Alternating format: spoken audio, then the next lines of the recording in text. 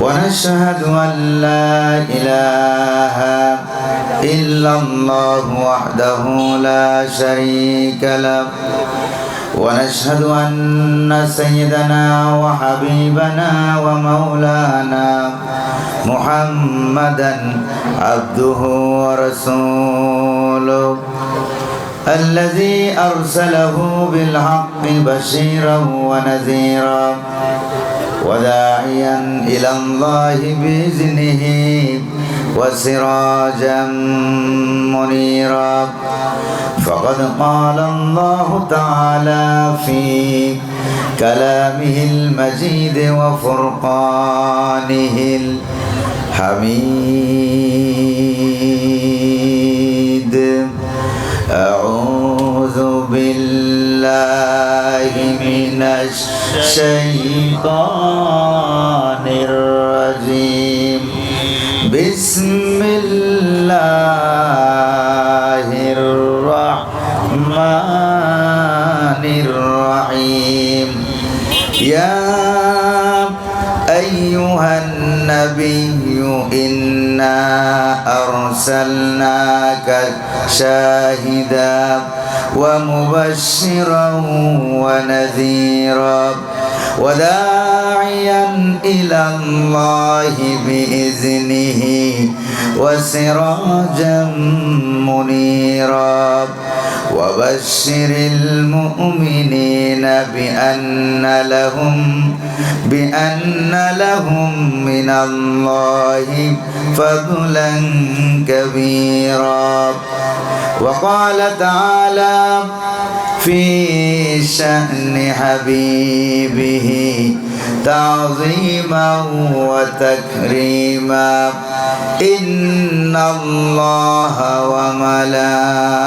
وملائكته يصلون على النبي يا أيها الذين آمنوا صلوا عليه وسلموا تسليما اللهم صل على سيدنا مولانا محمد وعلى آل سيدنا مولانا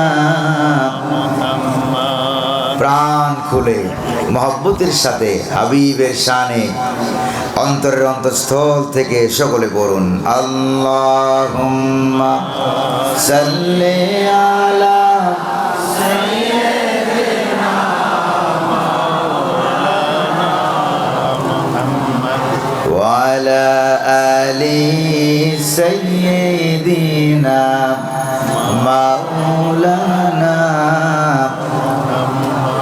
بلغ العلا بكماله كشف الدجى بجماله حسنت جميع خصاله صلوا عليه وعليه درفشانی نے تیری قدروں کو دریا کر دیا दिल को रोशन कर दिया आँखों को बीना कर दिया बलगल उला बिकमालिही कशफत दुजा बिजमालिही हसनत जमीअ खिसालिही सल्लु अलैहि वआलिही पिलाए साक़िए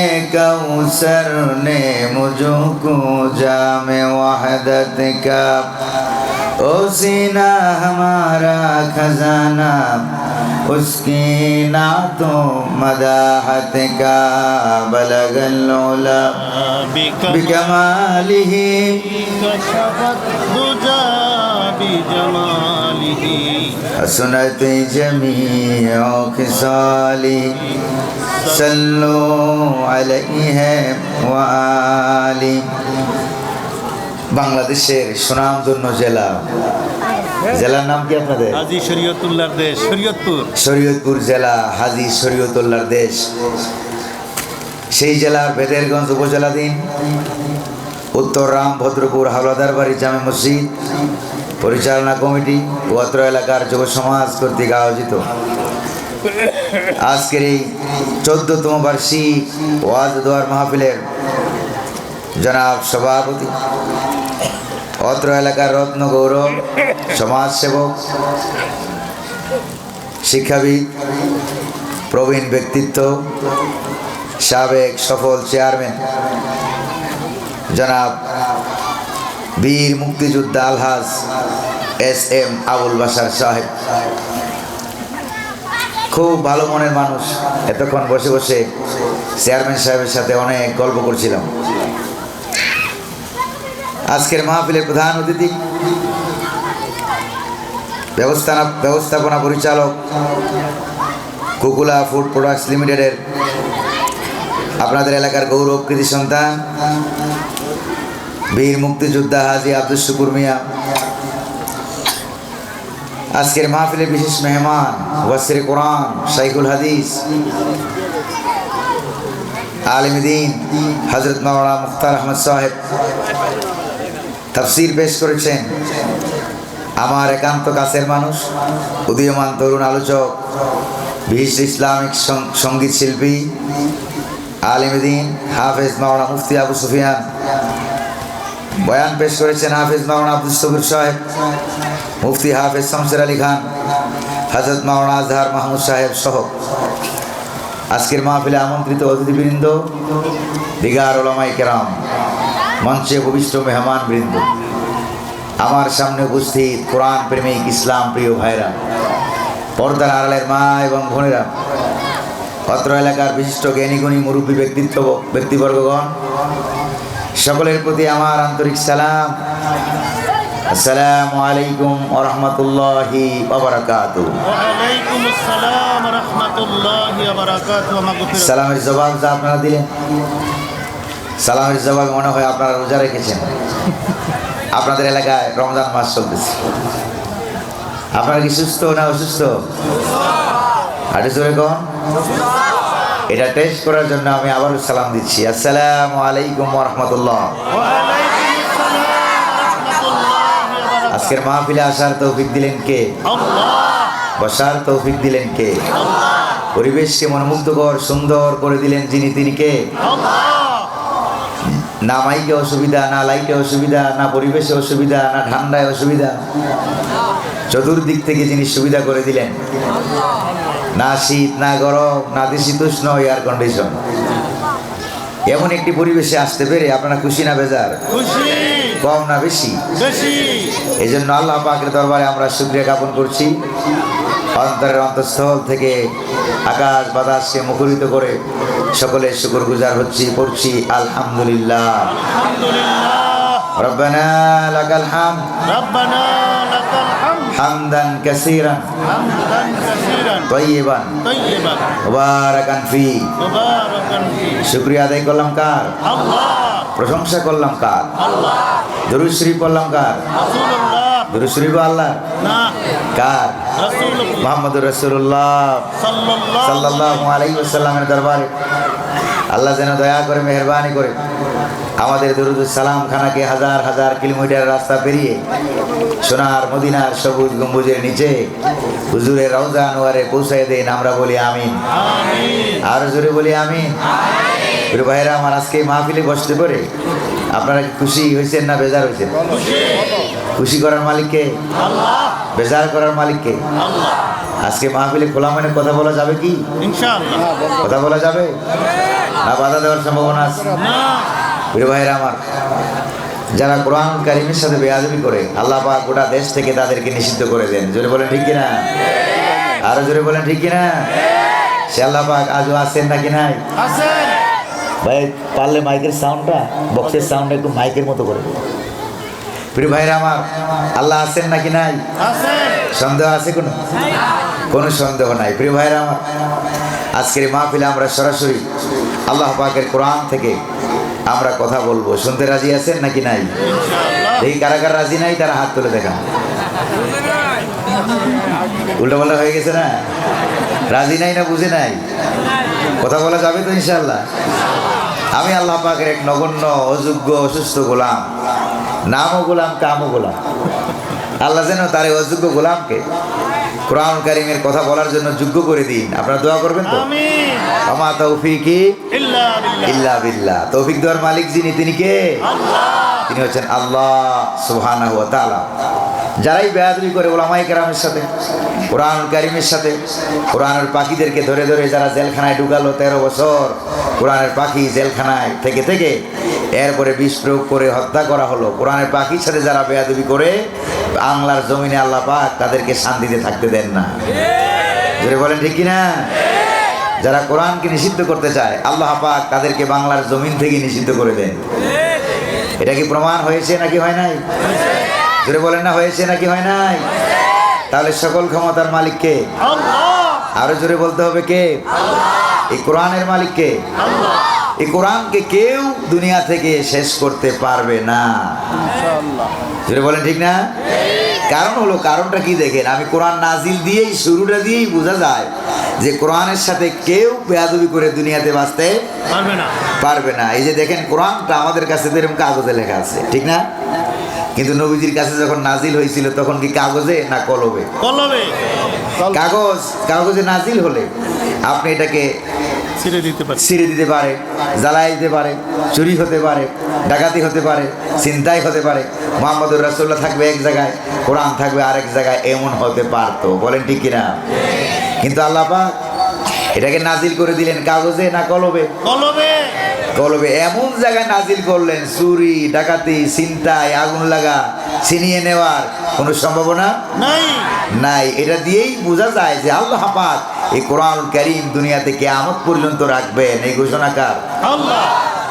কোরআনে কারীমে রব্বুল আলামিন বলেন, ইন্না নাহনু নাযালনা যিকরা ওয়া ইন্না লাহু লাহাফিজুন। আল্লাহ পাক বলেন, কোরআন নাজিল করেছি আমি, আর এটাকে সংরক্ষণ করা, হেফাজত করার দায়িত্ব কার? আরো জোরে বলতে হবে কার?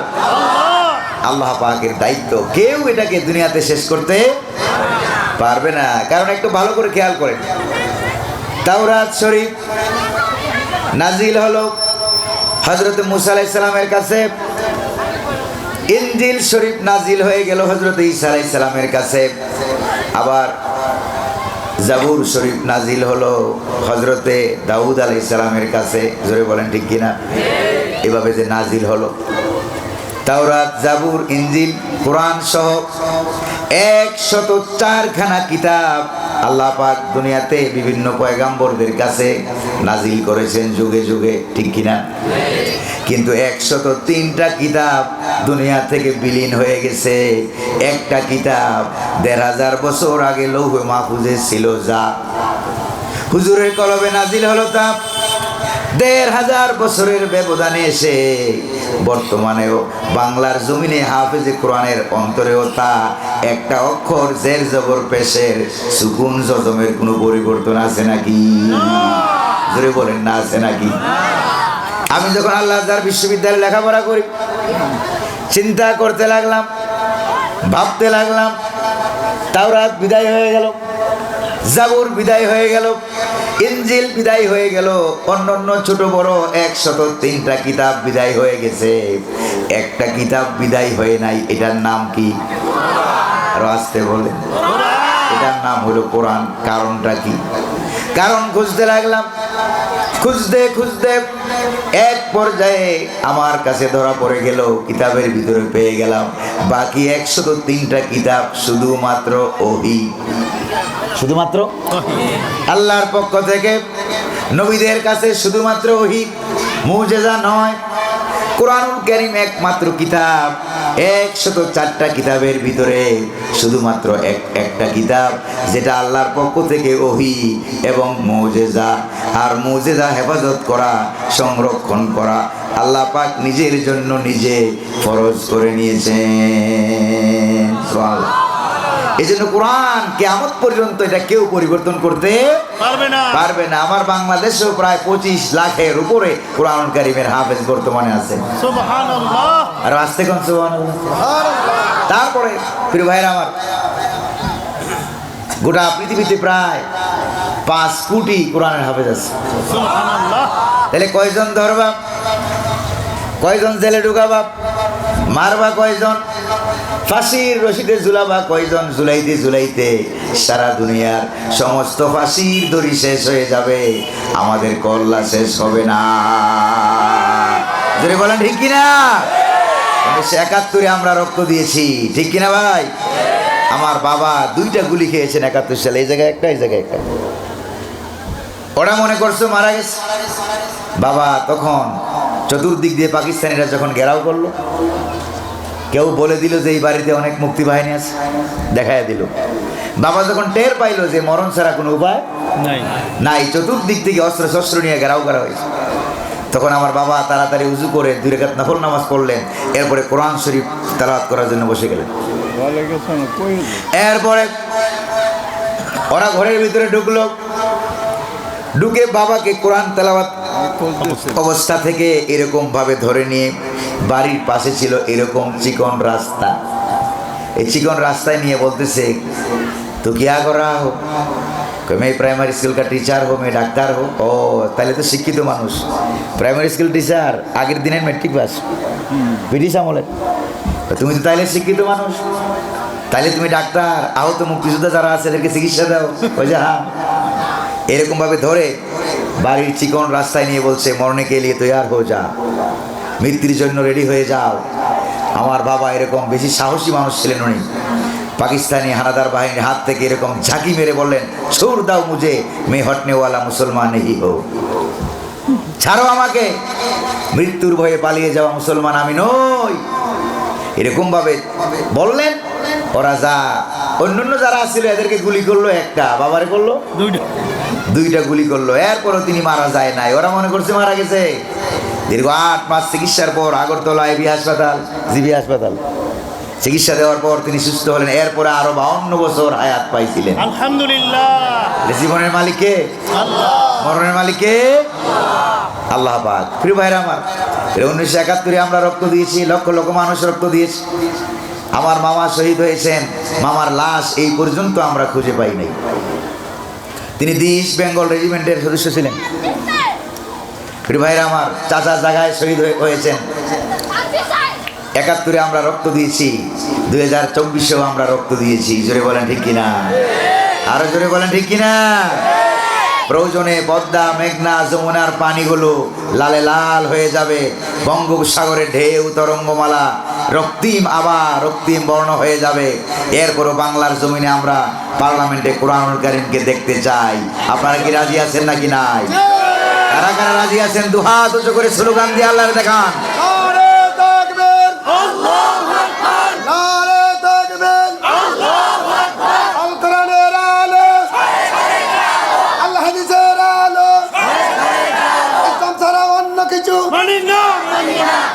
প্রিয় ভাইরা আমার, বিতাড়িত মরদুদ শয়তানের ধোঁকা থেকে আল্লাহ পাকের কাছে পানা চেয়ে পরম করুণাময় অতীব দয়ালু আল্লাহ সুবহানাহু ওয়া তাআলার নামে আমরা কোরআনুল কারীম থেকে ডাইরেক্ট কিছু তাফসীর শুনতে চাই ইনশাআল্লাহ। বলেন ইনশাআল্লাহ।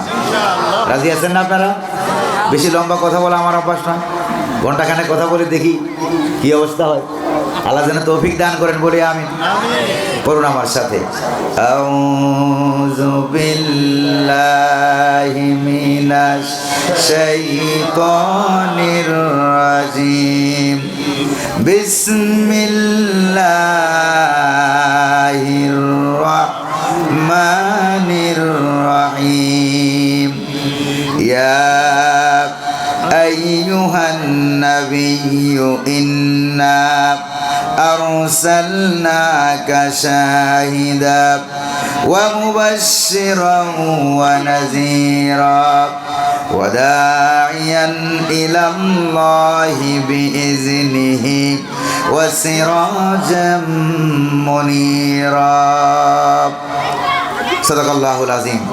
কোরআন কারীমের 33 নম্বর সূরা, সূরা আল আহজাব। এই সূরা আল আহজাবের 44, 45, 46 সামনে তেলাওয়াত করেছি। আল্লাহ পাক বলছেন, ইয়া আইয়ুহান নবী, হে আমার নবী, নিশ্চয়ই আমি আপনাকে এই পৃথিবীতে সাক্ষ্যদাতা হিসাবে পাঠিয়েছি, ওয়া মুবাশশিরা এবং শুভ সংবাদদাতা হিসাবে, ওয়া নাযীরা এবং ভীতি প্রদর্শনকারী হিসাবে পাঠিয়েছি, ওয়া দাইয়ান ইলাল্লাহ বিইজনিহি, আর আল্লাহ পাকের অনুমতিক্রমে আল্লাহ পাকের দিকে দাওয়াতদাতা হিসাবে পাঠিয়েছি, ওয়া সিরাজাম মুনীরা, আর আপনাকে আমি জ্বলন্ত প্রদীপ্ত একটি বাতি হিসাবে দুনিয়াতে পাঠিয়েছি। জোরে কোন সুবহানাল্লাহ। এই হলো তেলাওয়াতকৃত আয়াতের সরল অনুবাদ এবং সরল তর্জমা। প্রিয় ভাইয়েরা আমার, আল্লাহ রাব্বুল আলামিন এই পৃথিবীতে যত নবী পাঠিয়েছেন, যত রাসূল আল্লাহ পাক পাঠিয়েছেন, সমস্ত নবী রাসূলকে আল্লাহ পাক নাম ধরে ধরে ডেকেছেন। জোরে বলেন ঠিক কিনা?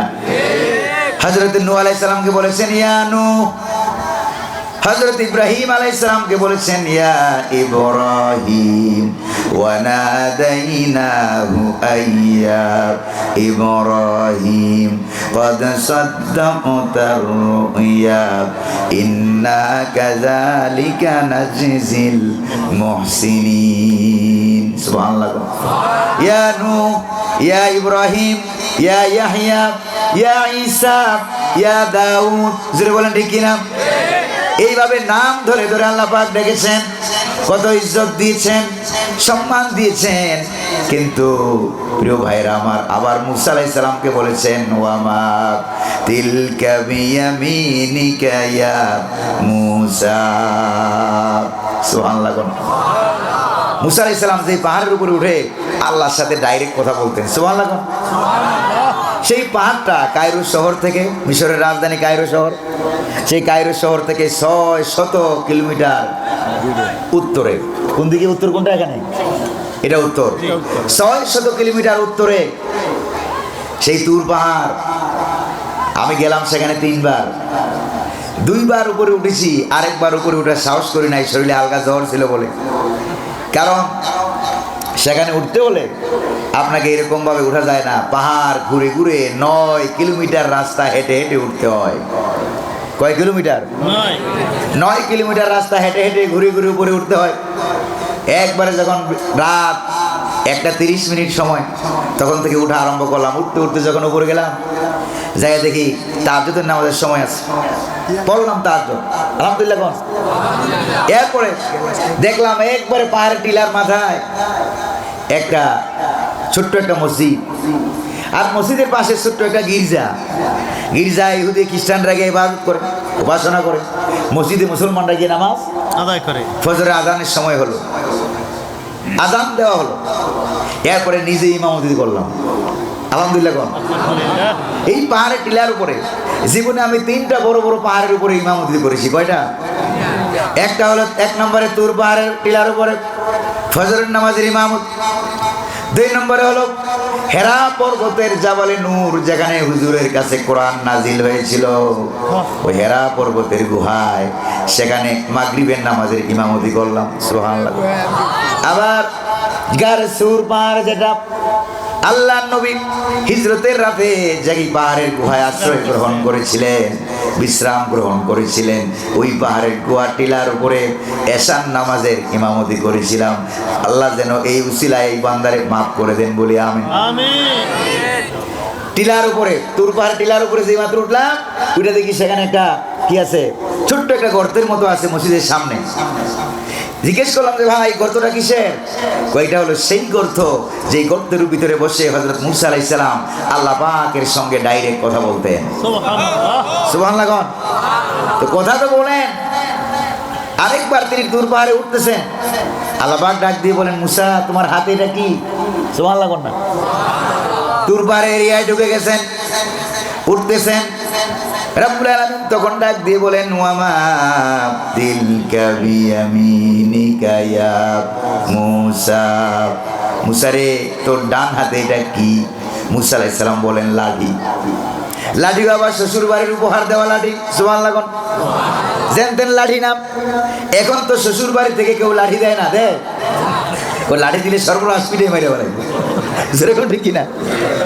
সেই লাঠি হযরত শুআয়ব আলাইহিস সালাম হযরত মুসা আলাইহিস সালামকে উপহার দিয়েছিলেন জামাইও নবী, শ্বশুরও নবী। আল্লাহ যখন বললেন হাতে এটা কি, এবার মুসা আলাইহিস সালাম বললেন হিয়া আসায়া, এটা আমার লাঠি। উত্তর হয়েছে নাকি হয় না? উত্তর তো হয়ে গেছে। এবার হযরত মুসা আলাইহিস সালাম বললেন হিয়া আসায়া, এটা আমার লাঠি, আতাওয়াক্কাউ আলাইহা, এটার উপরে ভর দিয়ে আমি চলি। তারপরে ওয়াহুসু বিহা আলা গানামি, আমি যখন গরু ছাগল বকরি তারাই এটার পাতা পোতা আমি এই লাঠি দিয়ে পারি। সুবহানাল্লাহ। ওয়ালিয়া ফিহা মাআরিবু উখরা, এবং এই লাঠির আরো অন্যান্য কাজও আছে। সুবহানাল্লাহ। প্রিয় ভাইয়েরা আমার, আল্লাহ জিজ্ঞেস করলেন মুসা হাতে কি? লাঠি বললেই হতো, এত লম্বা কথা কেন বললেন? তার মানে হলো আশেক যখন তার মাসুকের খবর যখন পেয়ে যান তখন চান না অল্প কথায় কথাবার্তা শেষ হোক, যেরকম ঠিক কিনা? প্রেমিক যখন প্রেমিকার লাগাল পায়ে যায় তখন অনেক লম্বা উসিলা দিয়ে দিয়ে অনেক কথা বলে, ঠিক কিনা? যেরকম ঠিক কিনা? এই তো দেখেন না, প্রেমিক প্রেমিকার কথা বললে যুবকরা খুশি হয়, যেরকম ঠিক কিনা? আবার আপনাদের এই পাশে এলাকায় নাকি একটা গ্রাম আছে, জায়গা আছে, জায়গার নাম কি? প্রেমতলা। কি তলা? প্রেমতলা। জায়গার নামও প্রেমতলা আছে, আছে কিনা? কখন আমি আসার সময় জিজ্ঞেস করলাম যে ভাই, গাড়িতে বসে এক লোক করে জিজ্ঞেস করলাম যে ভাই এই জায়গার নাম প্রেমতলা কেন, একটু কন্ত করে রাগটা করতেছেন না তো আপনারা?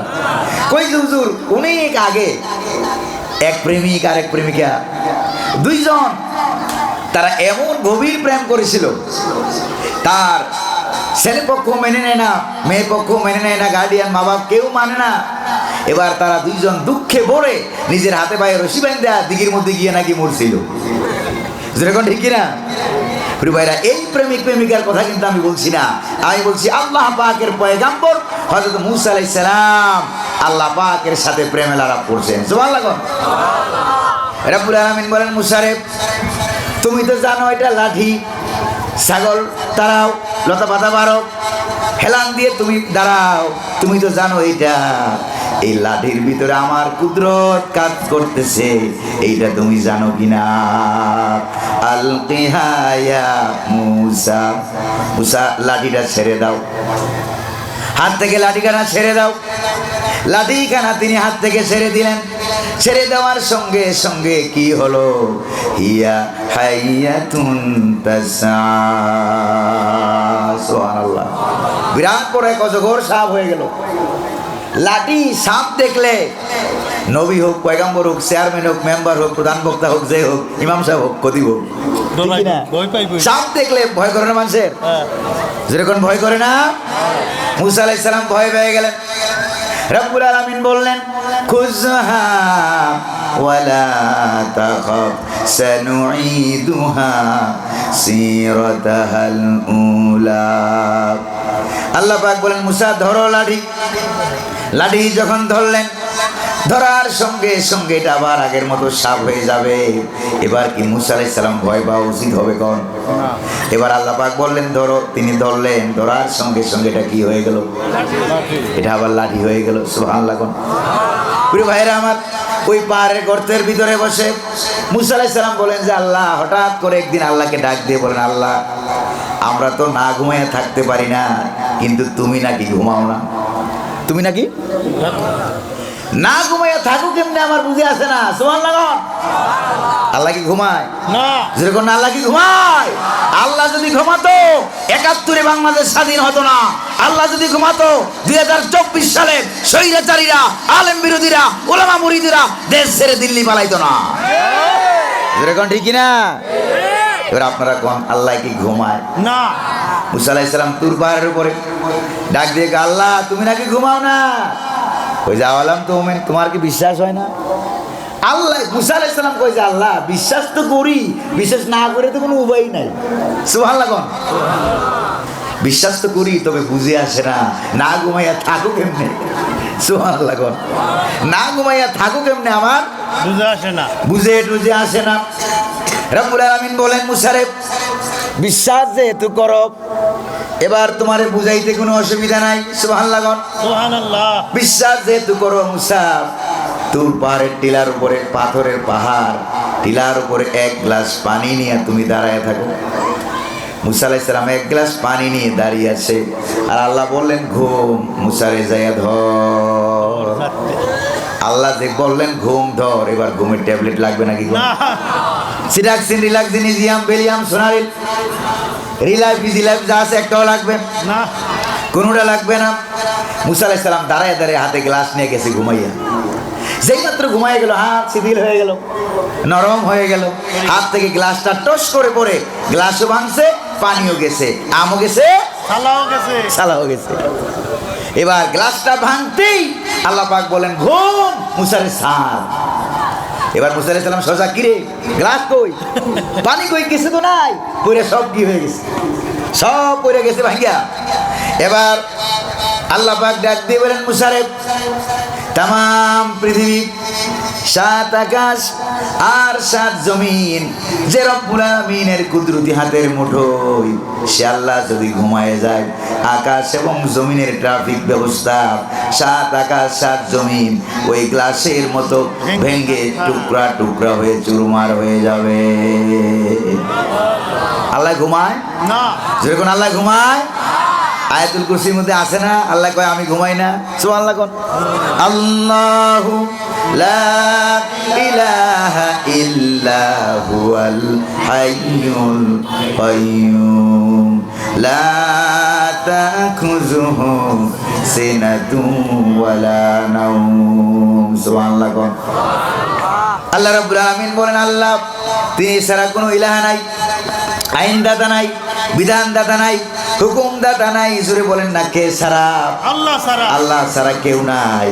প্রিয় ভাইরা আমার, সৃষ্টি কার? জোরে কোন। আকাশ এবং জমিনের স্রষ্টা কে?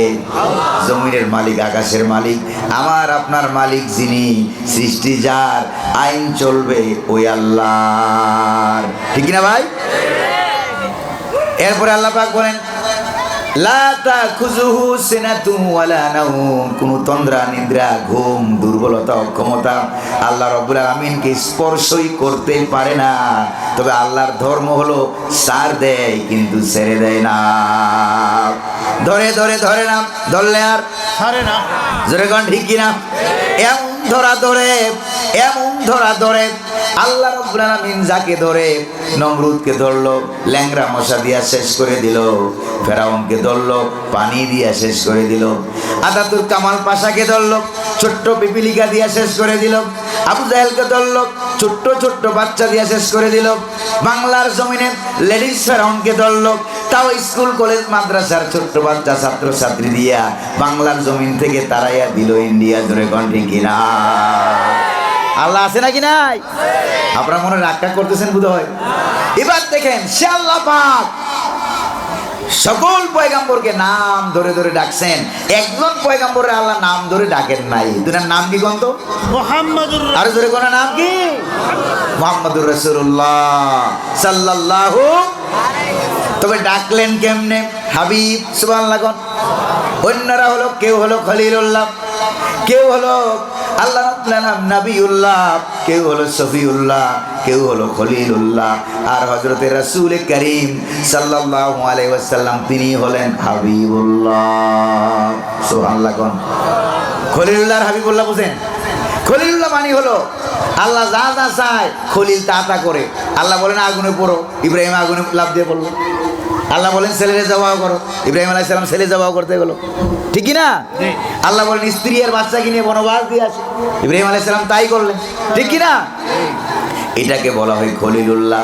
আর হাবিবুল্লাহ হলো ঠিক তার উল্টা। সুবহানাল্লাহ। হাবিবুল্লাহ হলো ঠিক তার উল্টা, অর্থাৎ মুহাম্মাদুর রাসূলুল্লাহ এই দুনিয়ার জিন্দেগিতে আর পরকালে হাশরের ময়দানে যা যা বলবেন আল্লাহ রাব্বুল আলামিন নিজে নিজেই সব কিছু হুজুরের জন্য করে দিবেন।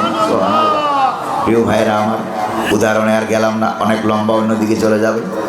প্রিয় ভাইরা আমার, এজন্য হাবিবকে যখন ডাকার প্রয়োজন হয়েছে, গোটা কোরআন শরীফের ভিতরে এক জায়গায় আপনি ইয়া মুহাম্মদ শব্দ খুঁজে পাওয়া যাবে নাকি?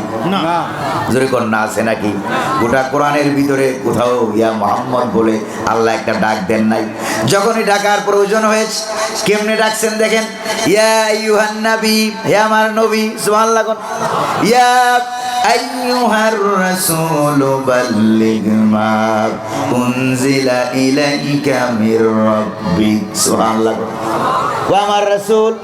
আবার কখনো ডেকেছেন ইয়া আইয়ুহাল মুদাসসির। সুবহানাল্লাহ বলেন না? ও কম্বলওয়ালা।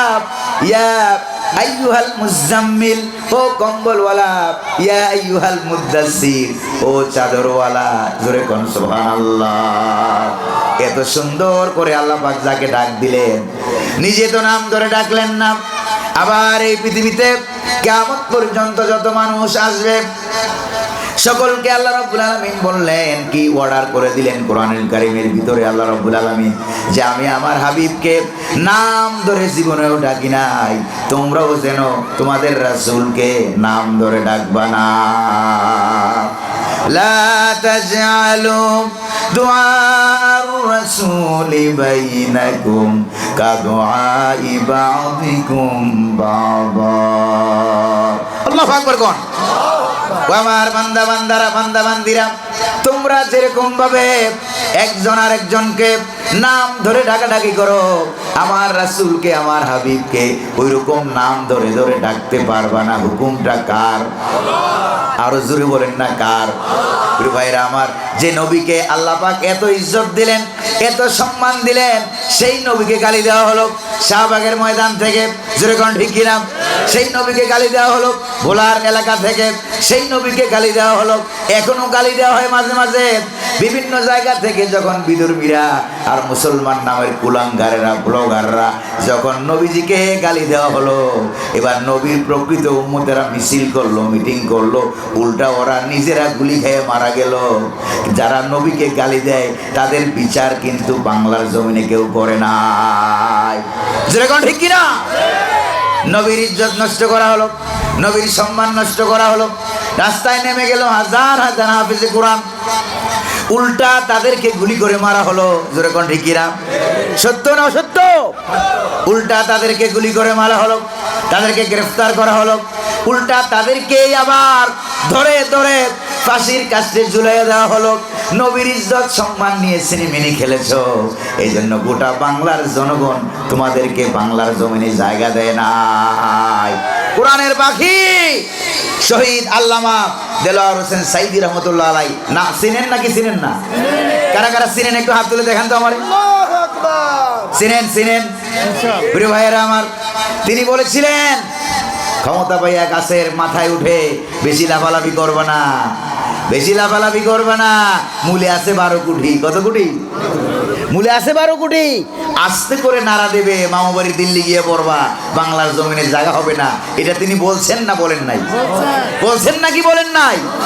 কলকাতার কথা বলেন নাই, ত্রিপুরার কথা বলেন নাই, মেঘালয়ের কথা বলেন নাই, ইউরোপের কথা বলেন নাই, আমেরিকার কথাও বলেন নাই। কোরআনের পাখি তো কোরআনের পাখি, আল্লাহর ওলি যেই জায়গার কথা বলেছেন ঠিক ওই জায়গায় গিয়া পালিয়েছে। আবার বলেছিলেন সময় আসবে এমন ইন্দুরের গর্ত পাবা না পালাবার জন্য। ইন্দুরের গর্ত পাইছে যেরকম। ইন্দুর চিনেন না বোধহয় আপনারা? আপনাদের শরীয়তপুর এলাকায় কি বলা হয়? ইন্দুর না ইঁদুর? ইন্দুর। এই তো ইন্দুর। ছোট কাল থেকে আমরা ইন্দুর চিনি, ঠিক কিনা? ওই যে ছোট কালে দাঁত পড়ছিল, দাঁত নিয়ে কোথায় গেছেন একটু কন্ত হুজুর? না হুজুরে বলো, চেয়ারম্যান সাহেব বলেন, দাঁত নিয়ে কোথায় গেছিলেন? দাঁত নিয়ে গেছিলেন ইন্দুরের করতে যায়। কি কইছিলেন কন্ত? কি বলছিলেন? এই ইন্দুর ভাই, আমার মোটাটা নিয়ে তোমার চিকন দাঁতরা দেও। আল্লাহ কয় ওর 14 গোষ্ঠীর দাঁত দিলাম আমি, আর এখন দাঁত চাই ইন্দুরের কাছে। নাউজুবিল্লাহ কবেন না? আরো করে কর নাউজুবিল্লাহ। প্রিয় ভাইয়েরা আমার, আমার দেশের ইন্দুরগুলি এত খারাপ না, বিরাট বড় গর্ত করিয়া ইসলাম বিরোধীদেরকে জায়গা করে দেয় নাই। যেরকম ঠিক কিনা? ইন্দুরের গর্তে জায়গা হয় নাই। প্রধান বিচারপতি পিটানির ঠেলায় ওই জঙ্গলে গিয়া কলা পাতায় শুয়ে আছে। যেরকম ঠিক কিনা? আরেকজন বিচারপতি বলছিল এই ছবিটা বাংলাদেশের সমস্ত আদালত, জজ কোর্ট, হাইকোর্ট, যত কোর্ট আছে, আদালত আছে, সব জায়গায় ওই ছবি ঝুলাই দেওয়া হোক। আল্লাহর বিরুদ্ধে, ইসলামের বিরুদ্ধে, ওলামায়ে কেরামের বিরুদ্ধে রায় দিলে এই অবস্থা হয়। যেরকম ঠিক না ভাই? শরীয়তপুরের এলাকার মানুষ অনেক শরীয়ত বুঝে, আলহামদুলিল্লাহ কোন আর জোরে কোন আলহামদুলিল্লাহ। এরপরে আল্লাহ পাক বলেন ইন্না আরসালনাকা শাহিদা, ও নবী আমি আপনাকে দুনিয়াতে পাঠিয়েছি সাক্ষ্যদাতা হিসাবে। কি দাতা? সাক্ষ্যদাতা। আপনি সাক্ষ্য প্রদান করবেন। কেমন সাক্ষ্যদাতা? জিন্দা এবং দাঁড়াইয়া দাঁড়াইয়া নামাজ পড়ে। আল্লাহু আকবার বলবেন না? আল্লাহর নবী মেরাজ থেকে নেমে এলেন, নেমে এসে সাহাবায়ে কেরামদেরকে বললেন, ও আমার সাহাবীরা শোনো, রাইতু মূসা কায়মান ইউসাল্লি ফি কবরিহি, রাওয়াহু মুসলিম। মুসলিম শরীফের হাদিসে এসেছে আল্লাহর নবীজি মেরাজ থেকে নেমে এসে বললেন, আমি দেখলাম হযরতে মূসা আলাইহিস সালামকে কবরের ভিতরে দাঁড়িয়ে দাঁড়িয়ে নামাজ আদায় করছে। সুবহানাল্লাহ বলবেন না? সকল নবী কবরে জিন্দা, তবে কবরের হায়াত আর দুনিয়ার হায়াত এক রকম নয়। আল্লাহু আকবার কোন? প্রিয় ভাইয়েরা আমার, আল্লাহর নবী যখন রাস্তা দিয়ে হেঁটে যেতেন তখন মাটির নিচে কবরে কি হচ্ছে, কে শান্তিতে আছে, কে অশান্তিতে আছে। তারপরে উপরের দিকে তাকাইলে পরে আসমানের মধ্যে ফেরেশতা আছে, কি কি জিনিস আছে, এগুলি আল্লাহর নবীকে যিনি দেখাইয়া দিতেন তিনি কে? আরো জোরে কর না, তিনি কে? আল্লাহু আকবার। একমাত্র নবী মুহাম্মদুর রাসূলুল্লাহ সাল্লাল্লাহু আলাইহি ওয়াসাল্লাম। শুধু আকাশ দেখান নাই, আরে বেটা বিজ্ঞানীরা তো এখনো আকাশ খুঁজেই পায় নাই। পাইছে আকাশ? যেরকম আকাশ খুঁজে পাইছে, রূহ খুঁজে পাইছে, রূহ আকাশ খুঁজে পায় নাই বিজ্ঞানীরা। এখনো আসমান আবিষ্কার করতে পারে নাই। আবিষ্কার করতে পারলে না আমরা বলতাম আকাশ 7টা, কয়টা? অথচ কোরআন কারীমে রব্বুল আলামিন বলেন, কি বলেন দেখেন, ইন্না যায়্যানাস সামাআদ দুনিয়া বিজিনাতিনিল কাওয়াকিব।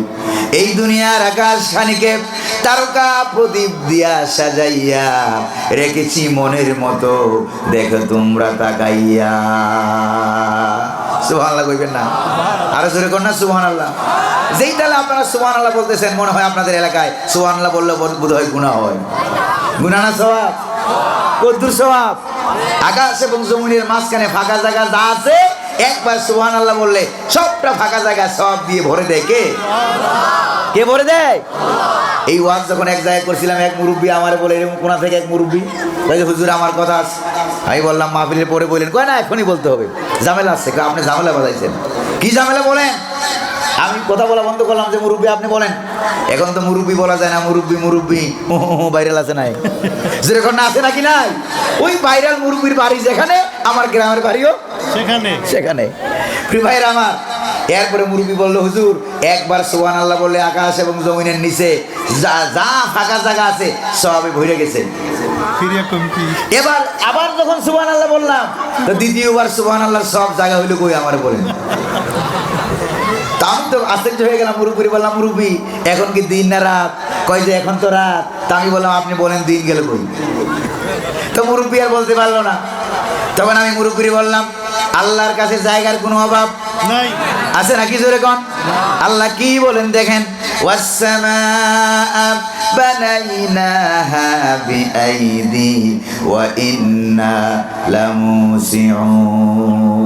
রব্বুল আলামিন বলেন, আকাশকে আমি আল্লাহ আমার নিজ কুদরতি হাত দিয়া বানিয়েছি এবং প্রতিটা মুহূর্তে আমি আল্লাহ আকাশটারে লম্বা করতেছি। সুবহানাল্লাহ। আরে মিয়া, তোমার বিজ্ঞান তো আসমান খুঁজে পায় না, পাইছে? যেরকম না পাইছে? আর কোরআন বলছে আসমান আছে একটা না 7টা? যেরকম না কয়টা? আল্লাযী খালাকা সাবআ সামাওয়াতিন তিবাকা মা তারা ফি খালকির রহমানি মিন তাফাউত ফারজি'ল বাসারা হাল তারা মিন ফুতুর। স্রষ্টা তিনি সপ্ত আকাশ রচিলেন ধরে ধরে, কোনো ত্রুটি হেরিবে না তার পূর্ণ সৃজন পরে। চাও তুমি তার সৃষ্টি পানে, দেখো কিছু বলছো, ফিরাও তোমার নয়ন খানি, ফিরাও তোমার মুখ। অক্ষমহীন দৃষ্টি তোমার সৃষ্টিতে পাবে ফাঁকি, ফিরাও তোমার নয়ন খানি, ফিরাও তোমার কাঙ্গাল আখি। আল্লাহ বলেন আবার তাকাও, দেখো আমার সৃষ্টির ভিতরে কোনো ভুল আছে কিনা। সুবহানাল্লাহ।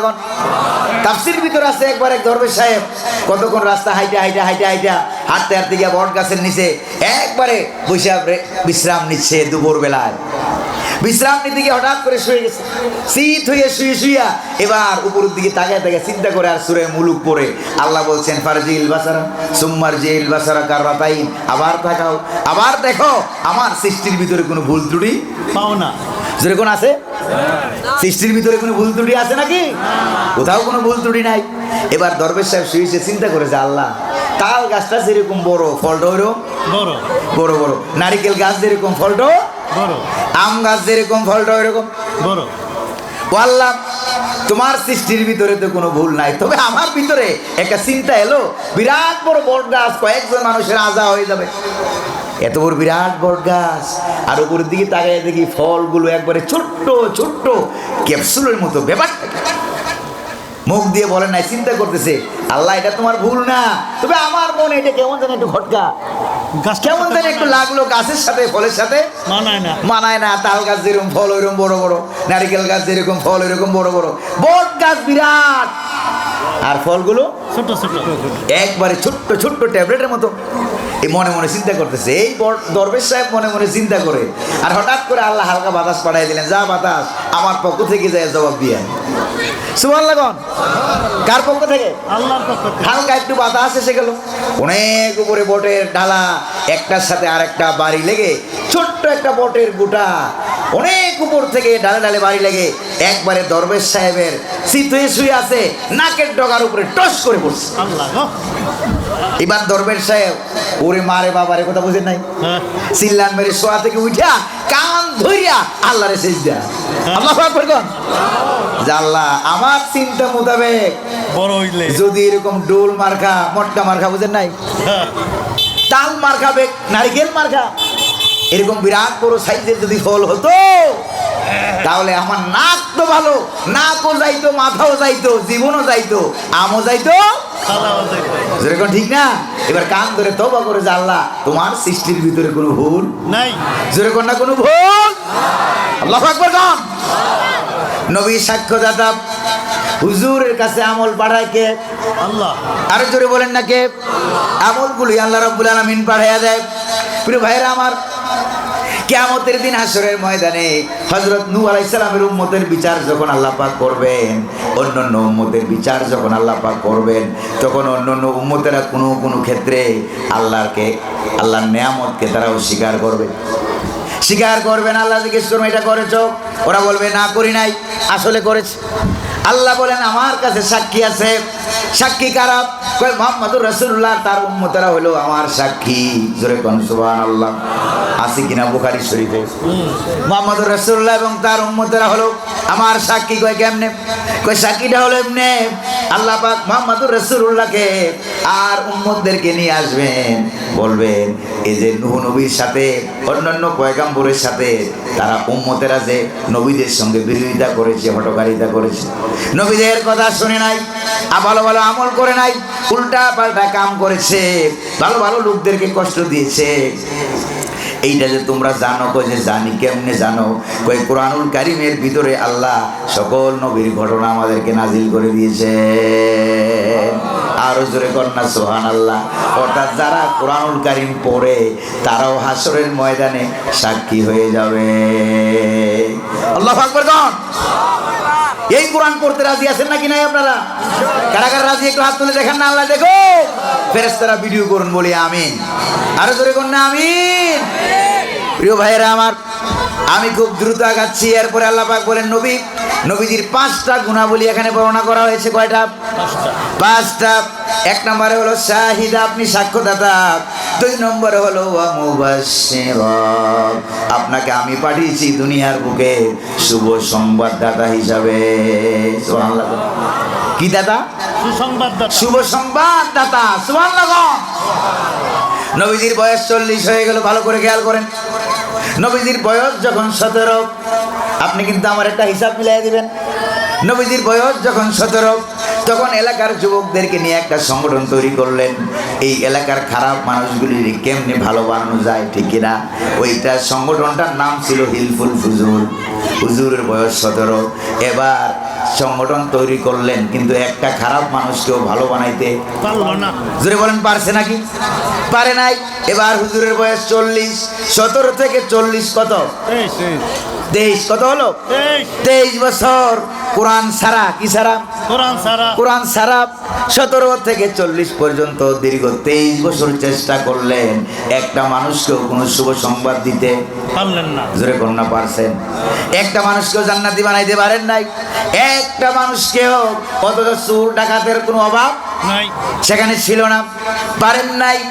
এরপরে যখন কোরআন নাজিল হলো, বয়স যখন 40 হয়ে গেল, হেরা পর্বতের গুহায় যখন কোরআনটা নাজিল হয়ে গেল, কবি বলছেন, উত্তর কর গারে রাজে সুয়ে কম আয়া, উত্তর কর গারে রাজে সুয়ে কম আয়া, और एक नुस्खाए के मिया साथ लोया। এরা পর্বত থেকে কোরআন নিয়ে এলেন, কোরআন নাজিল হওয়া শুরু হয়ে গেল, আর শুভ সংবাদ দিতে দেরি হলো না। এবার 40 থেকে 63 কত হলো? 23। আগেও 23, পরেও 23।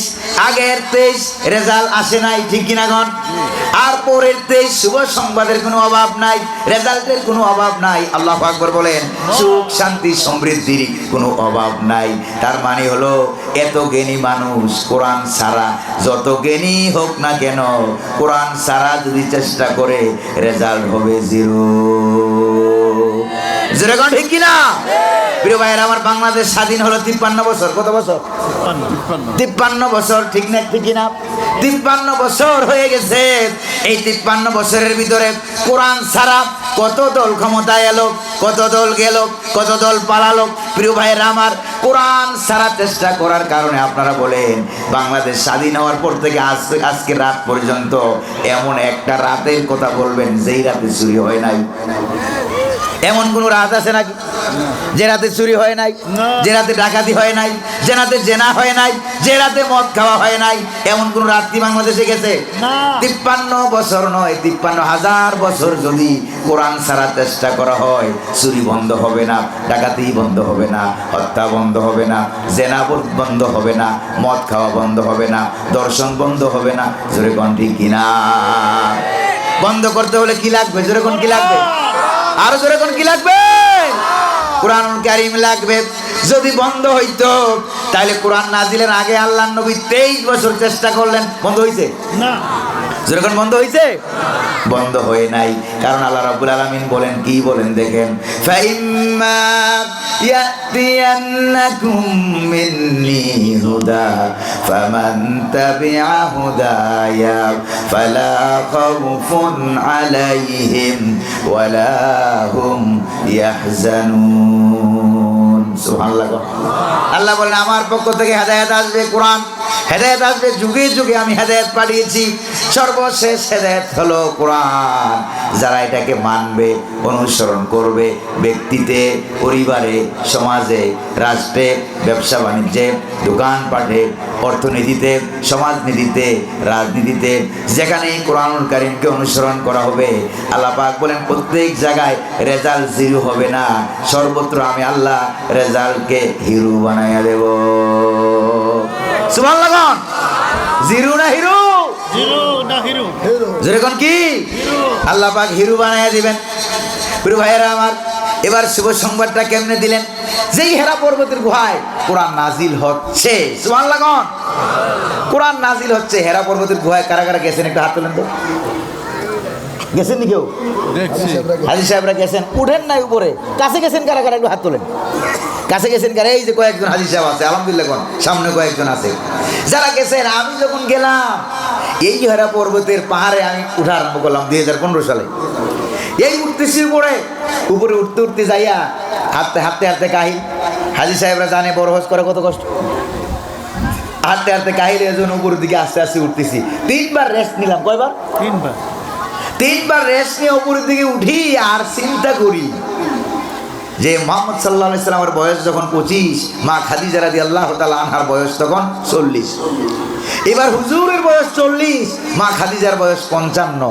55 বছর হলে একটা মহিলা মানুষ বৃদ্ধ হয়ে যায় না, যেরকম দুর্বল হয়ে যায় না, শক্তি থাকে না, দুর্বল হয়ে যায়। প্রিয় ভাইয়েরা আমার, উঠি আর চিন্তা করি, এখন তো রাস্তা আছে, গাড়ি দিয়ে আসতে পারলাম, হেরা পর্বতের নিচ পর্যন্ত গাড়ি দিয়ে আসতে পারলাম। সেই কালে গাড়ি টাড়ি ছিল না, ঠিক কিনা কোন? মা খাদিজা রাদিয়াল্লাহু তাআলা আনহা, আল্লাহর নবী এখানে হেঁটে হেঁটে আসতেন, উপরে হেরা পর্বতের গুহায় ধ্যান মগ্ন করে থাকতেন। মা খাদিজাই বুড়া বৃদ্ধা মানুষ, মহিলা মানুষ, কিভাবে হেরা পর্বত থেকে মা খাদিজার ঘর 3 কিলোমিটার, কত কত 3 কিলোমিটার রাস্তা, না জানি 3 মাইল। প্রিয় ভাইরা আমার, সেখান থেকে একটা বৃদ্ধা মানুষ এক হাতে পানির মশক নিয়া আর এক হাতে হুজুরের জন্য খাবার নিয়া হেরা পর্বতের 3 কিলোমিটার রাস্তা পেরিয়ে আবার পাহাড়ের উপরে উঠে। আল্লাহু আকবার বলেন। স্বামীর প্রতি কতটুকু মহব্বত হলে, ভালোবাসা হলে এই কাজটা করতে পারে? রাসূলের প্রতি কতটুকু দায়িত্ব পালন করতে হলে তাহলে এই কাজটা করতে পারে? চিন্তা করছেন নাকি আপনারা ভাইরা? উপরের দিকে উঠতেছে, আমার সময় লাগছে 45 মিনিট উপরে উঠতে, হেরা পর্বতের গুহা পর্যন্ত উঠতে। প্রিয় ভাইরা আমার, 3 বার করে রেস্ট নিলাম আর চিন্তা করলাম মা খাদিজা রাদিয়াল্লাহু তাআলা আনহার কথা। কিভাবে করে একটা বৃদ্ধা মহিলা এগুলি এক হাতে খাবার নিয়ে আর এক হাতে পানি নিয়ে উপরে উঠতেন, কত কষ্ট করতেন মহিলা মানুষ। প্রিয় ভাইরা আমার, আপনারা জানেন হযরতে খাদিজা যতদিন জিন্দা ছিলেন আল্লাহর নবী ততদিন দ্বিতীয় বিবাহ করেন নাই। আল্লাহু আকবার বলেন। মুনাজাত করতেন, যখনই মুনাজাত করতেন তাহাজ্জুদের নামাজের পরে হযরত খাদিজার কথা বলে বলে আল্লাহর নবী চোখ থেকে দরদর করে পানি পড়তেন। আল্লাহর নবী দোয়া করতেন, চোখ থেকে দরদর করে পানি পড়তো। মা আয়েশা রাদিয়াল্লাহু তাআলা আনহা একদিন বলে, ইয়া রাসূলুল্লাহ, ইয়া হাবিবাল্লাহ, এই 40 বছরের একটা বৃদ্ধা মহিলা আপনি বিবাহ করেছিলেন, এই বৃদ্ধা মহিলা কবে মারা গেছে এখনো আপনি তাকে কেন ভুলতে পারেন না? নবীজি বললেন, খবরদার আয়েশা, আমার খাদিজা সম্পর্কে এমন মন্তব্য তখন তোমরা কেউ করবে না। আমার খাদিজা হলো, তোমরা সকলে হলো আমার সুখের দিনের স্ত্রী, আর আমার খাদিজা ছিল আমার দুঃখের দিনের স্ত্রী। যখন মক্কা নগরীতে আমি মুহাম্মদের কোনো জায়গা ছিল না, তখন খাদিজা আমাকে আশ্রয় দিয়েছে। আমি যখন সারাদিন রাত, গভীর রাত পর্যন্ত দ্বীনের কাজ করে, ইসলামের কাজ করে করে যখন আমি আমার ঘরের ভিতরে ফিরতাম, তখন আমি দরজার মধ্যে এসে একবার মাত্র ডাক দিতাম খাদিজা বলে, সঙ্গে সঙ্গে দরজা খোলা হয়ে যেত। এরপরে আমি জিজ্ঞেস করলাম, খাদিজা, কোনোদিন তো 2টা ডাক তোমারে দেওয়া লাগে নাই, সঙ্গে সঙ্গে দরজা খুলে যেত, ব্যাপারটা কি? মা খাদিজা ডাক দিয়ে বলেন, ইয়া রাসূলুল্লাহ, ইয়া হাবিবাল্লাহ, সারা দিন রাত দিন ইসলামের কাজ করে করে আর আপনার চতুর্দিকে শত্রু আর শত্রু, যদি আপনি আমার দরজার কিনারে এসে খাদিজা খাদিজা বলে ডাকতে থাকেন, আশেপাশে কাফের বেদিনেরা শুনে ফেলবে, আপনার উপরে মারধর অত্যাচার আরো বাড়াইয়া দেবে। এই আশায়, এই ভয়েতে, এই চিন্তায় আমি খাদিজা যত গভীর রাত পর্যন্ত হোক না কেন, আপনি আসার আগ পর্যন্ত বিছানায় পিঠ না লাগাইয়া, দরজার সাথে পিঠ লাগাইয়া হেলান দিয়া দাঁড়াইয়া দাঁড়াইয়া ঘুমাইতাম। আল্লাহু আকবার বলেন, আল্লাহু আকবার। প্রিয় ভাইয়েরা আমার, এজন্য হযরতে খাদিজা কিভাবে এই পাহাড়ে এত কষ্ট করে উঠতেন। হযরত জিবরাইল আলাইহিস সালাম এসে গেছে, হাদিসের ভিতরে এসেছে, হযরত জিবরাইল আলাইহিস সালাম এসে গেছে, এসে বলল, ইয়া রাসূলুল্লাহ, ইয়া হাবিবাল্লাহ, অন্যান্য দিন আপনার কাছে আসি, অনেক দেরি করি, অনেক কথা বলি, আজকে আপনার সাথে আমি বেশি বিলম্ব করব না, দেরি করব না। কেন বিলম্ব করব না? আমি দেখতে পেয়েছি আকাশের উপর থেকে হযরতে খাদিজা আপনার জন্য পানি আর এক হাতে খাবার আর এক হাতে পানির মশক নিয়ে অনেক কষ্ট করে করে একবারে আপনার গুহার কিনারায় চলে এসেছে।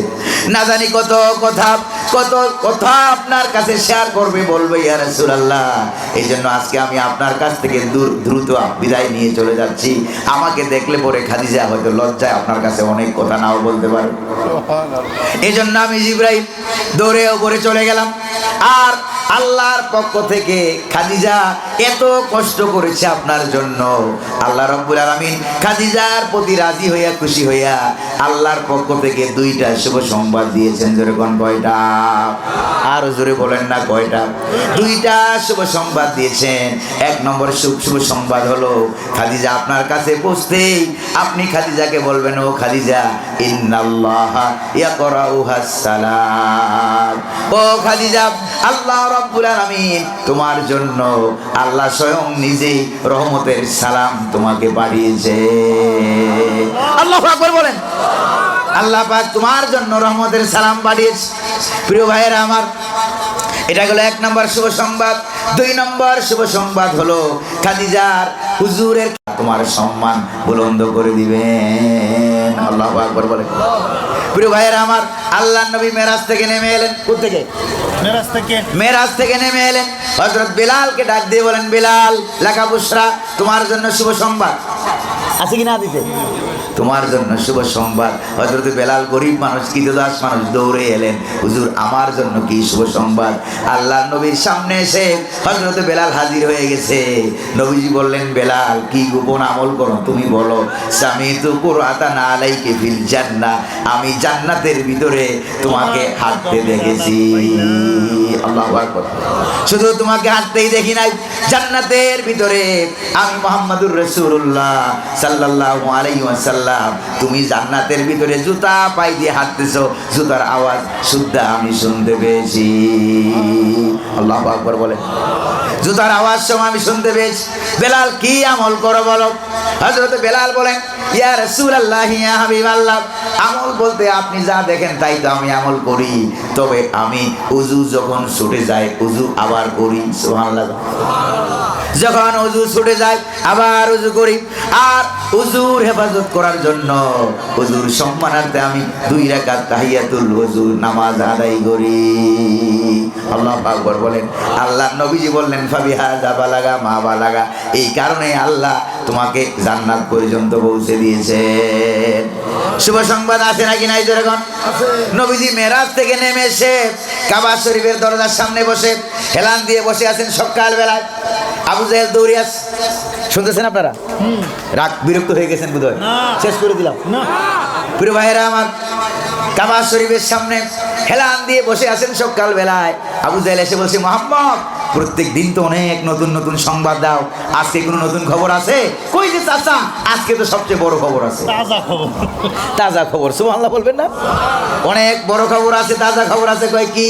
কই যে আমার শেষ রাত্রিতে জিবরাইল এলো, আমাকে সিনা চাক করানো হলো, সুন্দর করে কিছু জিনিস ফেলে দেওয়া হলো, আবার কিছু জিনিস নতুন করে নুরানি জিনিস ঢুকিয়ে দেওয়া হলো। সুবহানাল্লাহ। এরপরে আমাকে বুরাকে চড়াইয়া নিল, বাইতুল মুকাদ্দাসে গেলাম, 2 রাকাত নামাজ পড়লাম, 1,02,24,000 নবী হাজির হয়ে গেল। আরো আসতে কোন সুবহানাল্লাহ। এরপরে 7 আকাশে গেলাম, নবীদের সঙ্গে কথাবার্তা হলো, আরশ কুরসি লৌহ কলম ভ্রমণ করে আল্লাহর সঙ্গে কথাবার্তা বলে কেবল মাত্র আইসা এখানে বসলাম। সুবহানাল্লাহ। এবার আবু জাহেল বলছে, মুহাম্মদ এতদিন তো আমরা মনে মনে ভাবতাম যে তুমি আসলে পাগল না, আমরা দুনিয়াবি ক্ষমতার স্বার্থের কারণে তোমারে পাগল বলে বেড়াই। জোরে কোন ঠিক কিনা? আজকে বুঝতে পেরেছি তুমি যে আসল পাগল, কোনো সন্দেহ নাউজুবিল্লাহ কবেন না, কোনো সন্দেহ নাই তুমি যে আসল পাগল। প্রিয় ভাইয়েরা আমার, নবীজি এই ঘটনাগুলি আবু জাহেল যখন শুনল, শোনার পর আবু জাহেল বলল, মুহাম্মদ যদি অনুমতি দাও, তোমার সবচেয়ে কাছের মানুষ হলো আবু বকর, আবু বকরের কাছে আমি তোমার ঘটনার দাওয়াত দেই। আবু জাহেল মনে মনে ভাবলো, ইট ইজ হাই টাইম, এটাই আসল সময় মুহাম্মদুর রাসূলুল্লাহর চূড়ান্ত ভক্ত মুরিদ আবু বকরকে দেখি এই সময়ে উল্টাপাল্টা কথা কইয়া মুহাম্মদুর রাসূলুল্লাহ থেকে দূরে সরাইতে পারি কিনা। দৌড়ে চলে গেল আবু বকরের কাছে।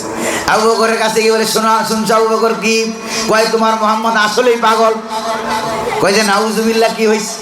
কয় যে 1 মাস 2.5 মাস সময় লাগে আসতে আর যেতে মক্কা শরীফ থেকে ফিলিস্তিনের বাইতুল মুকাদ্দাসে। সেই কালের যানবাহন অনুযায়ী আসা আর যাওয়া 1.5 মাসের সময় লাগে। কয় মাস? 1.5 মাস। আসা আর যাওয়া 1.5 মাসের সময় লাগে। কয়েক সেকেন্ডের ভিতরে নাকি এই জায়গা ভ্রমণ করে আসছে। শুধু তাই না, আরো উপর নাকি গেছে। সাত আকাশ সবর করে, আরশ কুরসি লৌহ কলম সবর করে আল্লাহর সঙ্গে কথাবার্তা বইলা কেবলমাত্র নাকি আয়সা বলছে। এটা এমন বদ্ধ পাগল ছাড়া কি এটা হইতে পারে? কার কাছে বললো? আবু বকর রাদিয়াল্লাহু আবু বকর এটা শুনে কি কয়, ডাক দিয়া কি বলে জানেন? আবু জাহেল রে শোনো, তুমি যেরকম বলেছো আমার হাবিব দিনের নবী মুস্তাফা তিনি কি হুবহু ওইরকম বলেছে, না তুমি একটু বাড়াইয়া কমাইয়া বলছো? আবু জাহেল ডাক দিয়ে কয়, শোনো রে আবু বকর, অনেক সময় অনেক কথা মুহাম্মদের নামে বলি উল্টা পাল্টা বাড়াইয়া কমাইয়া, কিন্তু আজকে আমি যেটা বলতেছি মুহাম্মদ যেরকম বলেছে 100% আমি ওই রকম বলতেছি, কোনো বাড়াইও নাই কমাইও নাই। কয় যে তাই নাকি? কয় যাহা, কয় যদি তাই হয়ে থাকে, ভালো করে খেয়াল করেন, সিদ্দিক আকবর আবু বকর সিদ্দিক বলেন যদি তাই হয়ে থাকে, ওয়াইন্নামা, ভালো করে হাদিস খেয়াল করেন, ওয়াইন্নামা নুসাদ্দিকুহু লিমা হুয়া আবআদু মিনহু ওয়া নুসাদ্দিকুহু ফি খবরিস সামা। আগেই কন্যা আল্লাহু আকবার। আমরা এর থেকে আরো মারাত্মক খবর, আবু বকর কি কয়, শোনো রে আবু জাহেল, এর থেকে আরো অনেক মারাত্মক খবর আমরা প্রত্যেক দিন মুহাম্মাদুর রাসূলুল্লাহ থেকে শুনে শুনে বিশ্বাস করি। এতদিন আমরা শুনে শুনে আকাশের খবর বিশ্বাস করতাম, আর আজকে আমাদের অবস্থা কি হলো জানো? আজকে মুহাম্মাদুর রাসূলুল্লাহ নিজে দেখে এসে বলেছে, সুবহানাল্লাহ, আল্লাহু আকবার বলেন। এতদিন শুনে শুনে বিশ্বাস করতাম, তিনি শুনতেন জিবরাইলের কাছ থেকে, জিবরাইল শুনতেন আল্লাহর কাছ থেকে, শুনে শুনে বিশ্বাস করতাম। তার মানে হলো দেখা বিশ্বাস করাটা তো সহজ, এতদিন আমরা যেটা শুনে শুনে বিশ্বাস করতাম আজকের থেকে আরো কঠিন ছিল আগের বিশ্বাসটা। জোরে কোন ঠিক কিনা? আল্লাযীনা ইউমিনুনা বিল গায়ব ওয়া ইউকিমুনাস সালাতা ওয়া মিম্মা রাযাকনাহুম ইউনফিকুন। সুবহানাল্লাহ। এতদিন তো আমরা গায়েব আল্লাহকে আমরা বিশ্বাস করেছি, সাত আকাশ আছে, মুহাম্মদ বলেছেন, হুজুর সাল্লাল্লাহু আলাইহি সাল্লাম বলেছেন আকাশ আছে, তারপরে বলেছেন জান্নাত আছে, জাহান্নাম আছে, আরশ কুরসি লৌহ কলম আছে, আল্লাহ আছে, সব কিছু শুনে শুনে বলতেন, আমরা বিশ্বাস করতাম। কঠিনটাই তো আমরা আগেই বিশ্বাস করে ফেলেছি। আজকে নিজে দেখে এসে বলেছেন, দেখ এই বিশ্বাস তো আরো সহজ। আল্লাহু আকবার বলেন, সুবহানাল্লাহ, আরো জোরে কন্যা আল্লাহু আকবার। এই কথা বলার পর হযরত আবু বকরের কাছে আবু জাহেল কোনো জায়গা পাত্তা পায় নাই, কোনো খাওয়া পায় নাই, পাত্তা পায় নাই। এটা শোনার কিছুক্ষণ পরে হযরত আবু বকর দৌড়ে হুজুরের সামনে, কাবা শরীফের সামনে এসে হাজির হয়ে বলল, ইয়া রাসূলুল্লাহ, ইয়া হাবিবাল্লাহ, আবু জাহেল তো এই কথা বলেছে, আপনি কি এগুলি বলেছেন নাকি? আল্লাহু আকবার। কয় যে আমি তো অবশ্যই বলেছি, আমার মেরাজ হয়েছে, আল্লাহ আমাকে মেরাজ করিয়েছেন, কোনো সন্দেহ নাই। এবার আল্লাহর নবীর কথা শুই না, আগেই তো আবু জাহেলের কথা শুই না। এবার হযরত সিদ্দিক আকবর বলেছিলেন, শোনো রে আবু জাহেল, যদি আমার হুজুর একই কথা বলে থাকে তাহলে হুজুরের মেরাজ হয়েছে, এতে কোনো সন্দেহ নাই। নবীজি বলেন, আবু বকর তুমি আবু জাহেলের কথা শুনে কি বলেছো? তা আমার রাসূল যদি বলে থাকে অবশ্যই মেরাজ হয়েছে, কোনো সন্দেহ নাই। কোন সাক্ষী তালাশ করলেন না? কয় যে না। আল্লাহু আকবার বলেন। আপনার কথা বলেছে, কিসের সাক্ষী আবার কিসের কি? প্রিয় ভাইরা আমার, এবার আল্লাহর নবীজি শুভ সংবাদ দিয়ে দিলেন, শোনো রে আবু বকর, তোমার প্রতি আজ থেকে এই মুহূর্ত থেকে শুভ সংবাদ হলো, এতদিন তুমি ছিলা শুধু খালি আবু বকর, আজকে থেকে সুবহানাল্লাহ, এতদিন তুমি ছিলাম শুধু খালি আবু বকর, আর আজ থেকে তোমারে আমি উপাধি দিয়ে দিলাম সিদ্দিক, অর্থাৎ মহা সত্যবাদী। জোরে কোন সুবহানাল্লাহ, আর জোরে কোন না সুবহানাল্লাহ। এবার পিছন দিয়ে আবু জাহেল দৌড়ে হাজির হয়ে গেছে, কারণ আবু বকরকে কাম করতে পারলো না, পারে নাই, ঠিক কি না? আয়েশা কয়, মুহাম্মদ ভাতিজা, আচ্ছা তোমার আকাশের খবর বাদ দিলাম, যদি তুমি ফিলিস্তিনের বাইতুল মুকাদ্দাস পর্যন্ত যাইয়ে থাকো তাইলে তুমি বলো ফিলিস্তিনের বাইতুল মুকাদ্দাসের দরজা কয়টা, জানালা কয়টা, ছিদ্র কয়টা, ভেন্টিলেটর কয়টা? আসেনি। এখানে ইমাম খতিব আছে নাকি নাই? আছে। আপনি খতিব কিনা? আপনি বলেন, আপনি আমারে বলেন, কত বছর যাবত ওই মসজিদের খতিব আপনি? কত বছর? কথা কয় না, কথা কয় না, কত বছর খতিব? এখানে কোন ইমাম সাহেব আছেন? কারা কারা একটু হাত তুলে দেখান। ইমাম খতিব মুয়াজ্জিন কারা কারা আছেন? হাত তুলে দেখান।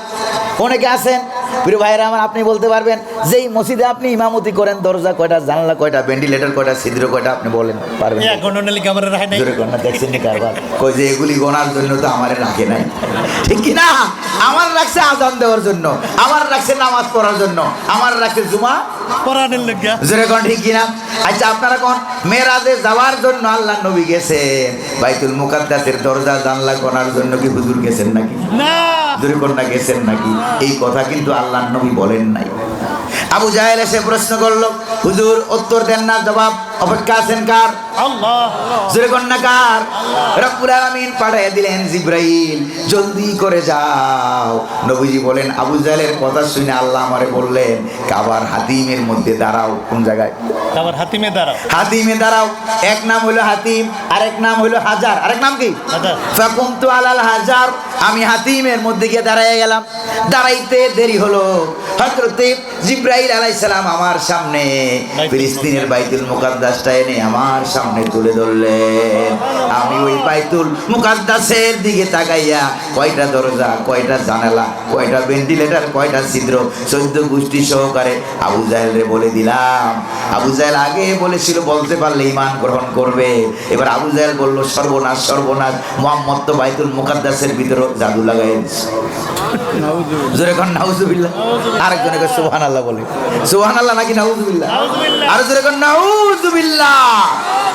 প্রিয় ভাইয়েরা আমার, এতটুকু থাকুক, আজকে আর কুলাইতে পারতেছি না, বুকে ব্যথা হয়ে গেছে।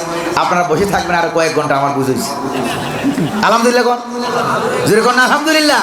যে আয়াত তেলাওয়াত করেছি, সেই 3টা আয়াত তেলাওয়াত করেছি, এর মধ্যে 3টার এই 6 ভাগের 1 ভাগ। কয় ভাগের? কয় ভাগের? 6 ভাগের 1 ভাগ। এটার মোটামুটি কোন রকম শেষ করতে হইলে এরকম 2 ঘন্টা করে 5 দিন লাগবে। কয়দিন? কমপক্ষে 2 ঘন্টা করে কয়দিন লাগবে? 5 দিন লাগবে। ওই যে কোরআনের পাখি তাফসীর করতেন, আমাদেরকে শিখিয়ে গেছেন। আলহামদুলিল্লাহ কোন, জোরে কোন আলহামদুলিল্লাহ। আজকে তাফসীর মাহফিলের সওয়াব আল্লাহ কোরআনের পাখির কবরে পৌঁছে দিন। আমিন। আরে জোরে কোন না আমিন, আরে জোরে কোন না আমিন। প্রিয় ভাইরা আমার, যুবক ভাইরা হাত তোলো, যুবক ভাইরা, মুরব্বীরা হাত তোলেন। কারা কারা বিয়ে করছেন তারা একটু হাত তোলেন। বিয়া আপনি বিয়ে করেন না? আমার দাদা। আপনি বিয়ে করেন? হাত তোলেন না, কারা কারা বিয়ে করছেন? দেখছেন নি কারবার?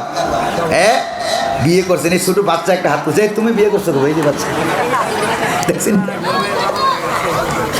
প্রিয় ভাইরা আমার, এবার যুবকেরা হাত তোলেন। কারা কারা যুবক? একটু পরে বলতেছি।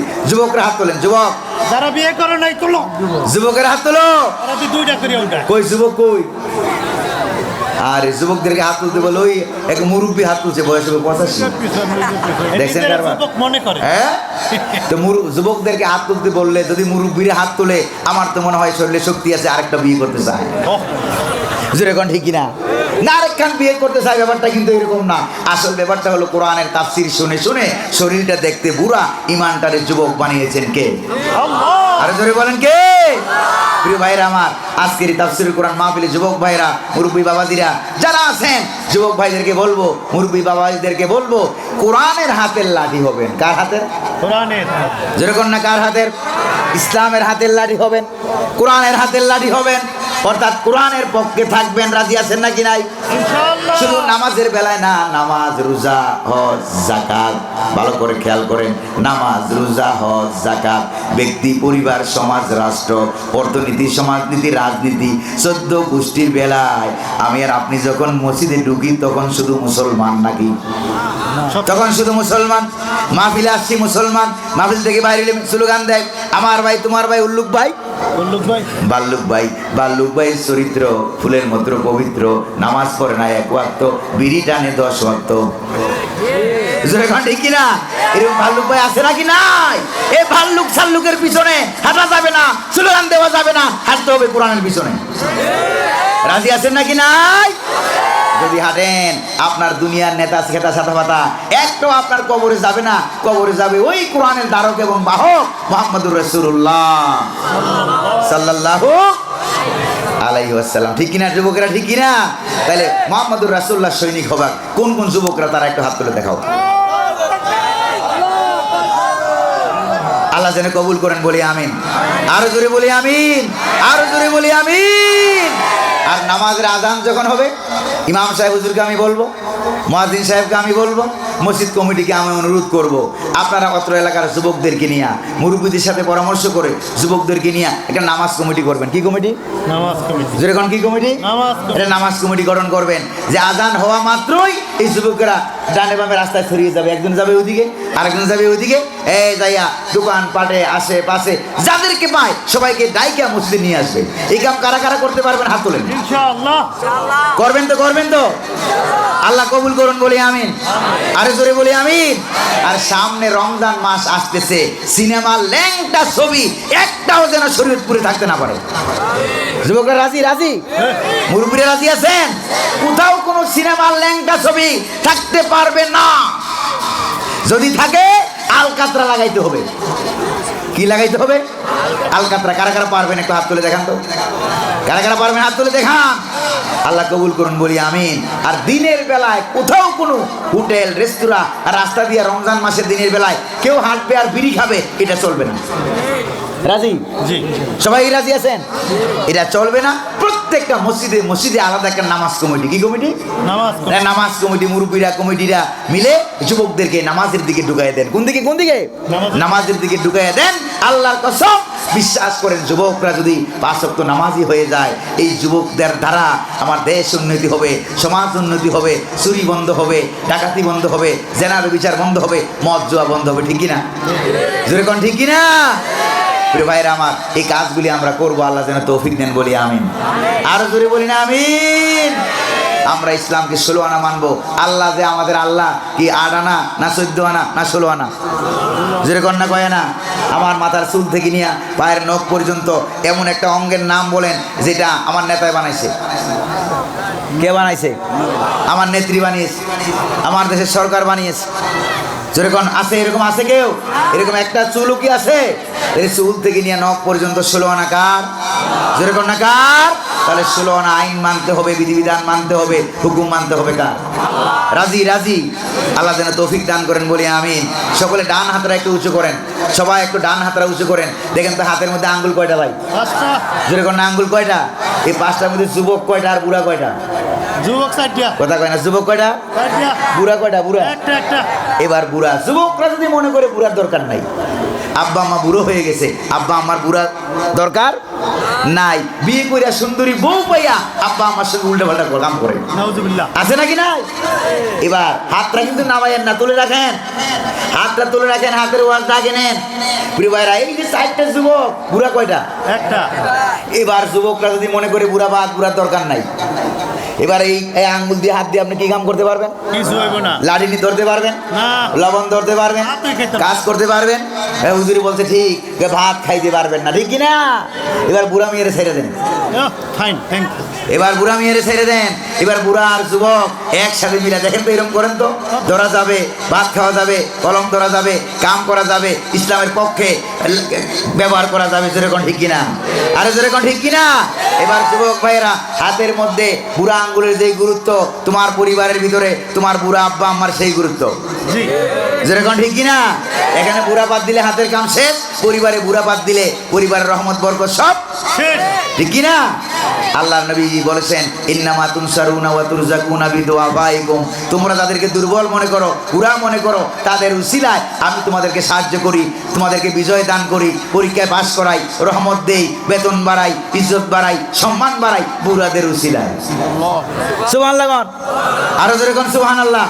তারপরে স্বামী আর স্ত্রী কারা কারা ঝগড়া করেন তারা একটু হাত তুলে দেখান। সব আল্লাহর ওলি। যেরকম ঠিক কিনা?